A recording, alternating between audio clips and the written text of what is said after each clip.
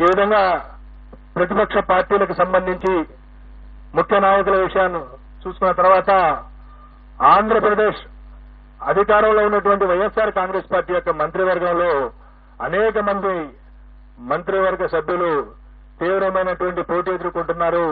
కొద్దిమంది ఓటమి చవిచూడబోతా ఉన్నారు. ఇందులో ముఖ్యంగా మనం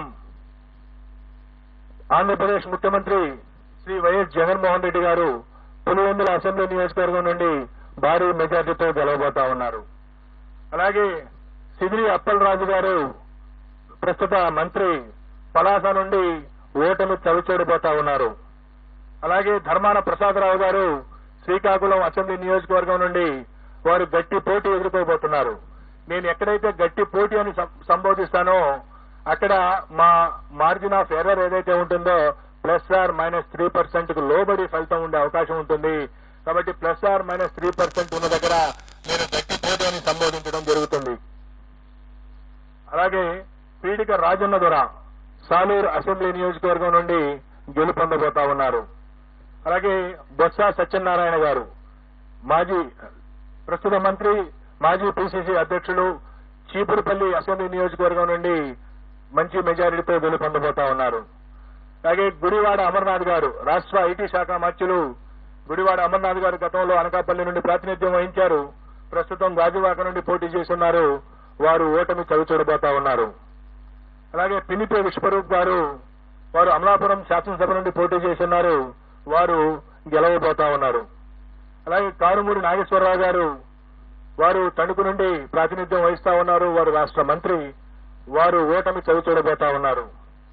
అలాగే చెల్లిపోయిన వేణుగోపాల్ గారు రాజమండ్రి రూరల్ నుండి ప్రాతినిధ్యం వహిస్తా ఉన్నారు. మంత్రి. వారు కూడా ఓటమి చవిచూడబోతా ఉన్నారు. దాడిశెట్టి రాజా వారు తుని అసెంబ్లీ నియోజకవర్గం నుండి ప్రాతినిధ్యం వహిస్తా ఉన్నారు. వారు గెలవబోతా ఉన్నారు. అలాగే కొట్టు సత్యనారాయణ రాష్ట్ర దేవాదాయ ధర్మాదాయ శాఖ మంత్రులు వారు తాడేపల్లిగూడెం నుండి వారు పోటీ చేసి ఉన్నారు.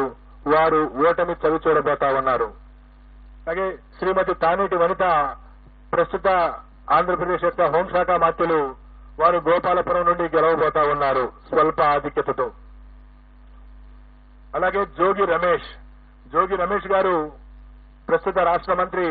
వారు పెనమలూరు నియోజకవర్గం నుండి గతంలో పెడన నియోజకవర్గం నుండి శాసనసభ్యులుగా ఉన్నారు. ఈ ఎన్నికల కోసం పెనమలూరు నుండి పోటీ చేశారు. వారు గట్టి పోటీ ఎదుర్కొనబోతా ఉన్నారు. అలాగే అంబటి రాంబాబు గారు గుంటూరు జిల్లా ఇప్పటి పల్నాడు జిల్లా సత్తెనపల్లి నియోజకవర్గం నుండి ప్రాతినిధ్యం వహిస్తున్నారు. రాష్ట్ర జలవనరుల శాఖ మంత్రులు. వారు గట్టి పోటీ ఎదుర్కొనబోతా ఉన్నారు. అలాగే శ్రీమతి విడుదల రజని గతంలో చిలకలూరుపేట నియోజకవర్గం నుండి ప్రాతినిధ్యం వహించారు. ప్రస్తుతం గుంటూరు పశ్చిమ నియోజకవర్గం నుండి పోటీ చేస్తున్నారు. వారు గట్టి పోటీ ఎదుర్కొంటున్నారు. స్వల్ప తేడాతో ఓటమి చవిచూసే అవకాశం ఉంది. శ్రీ మేరుగ నాగార్జున గారు గతంలో గుంటూరు జిల్లా వేమూరు నియోజకవర్గం నుండి ప్రాతినిధ్యం వహించారు. ప్రస్తుతం ప్రకాశం జిల్లా సంతనూతలపాడు నుండి పోటీ చేస్తున్నారు. వారు గట్టి పోటీ ఎదుర్కొంటున్నారు. వారు స్వల్ప ఆధిక్యతతో గెలిచేటువంటి అవకాశం ఉంది.